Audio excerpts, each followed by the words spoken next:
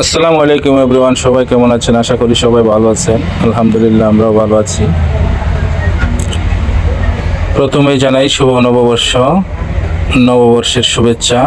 আজ কিন্তু পয়লা বৈশাখ উপলক্ষে আমাদের চুনারঘাটে ঐতিহাসিক বান্নি মেলা যুগ যুগ ধরে চলে আসছে। এই মেলাটিতে গেলে অনেক পুরনো জিনিস এখানে পাওয়া যায়। সবচেয়ে বেশি জিনিস পাওয়া যায়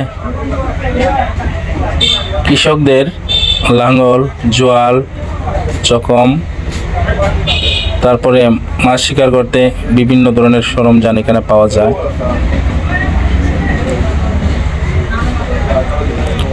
এখানে দা, বটি, কুদাল সহ সবকিছু এখানে পাওয়া যায়।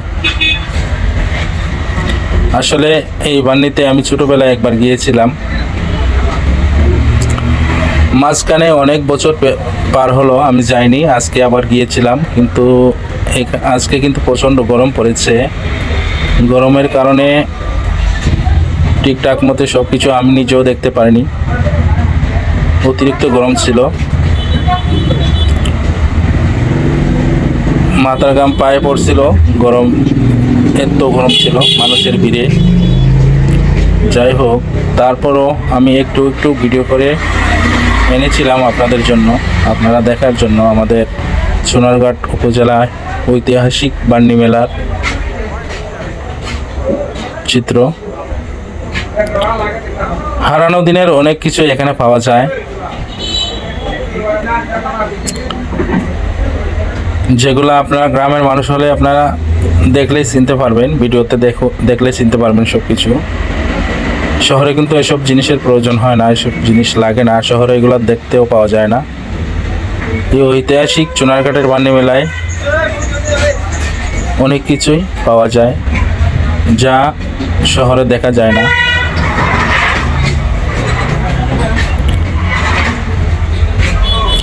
অনেক খাবার জিনিস এখানে পাওয়া যায়।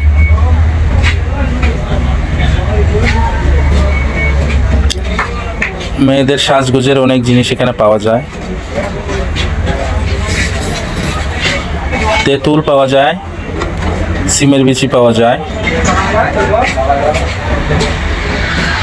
অনেক কিছুই যা শহরে পাওয়া যায় না তা এখানে পাওয়া যায়। এই জন্য আজকে আমার যাওয়া। আবার কবে যাব সেটাও জানি না।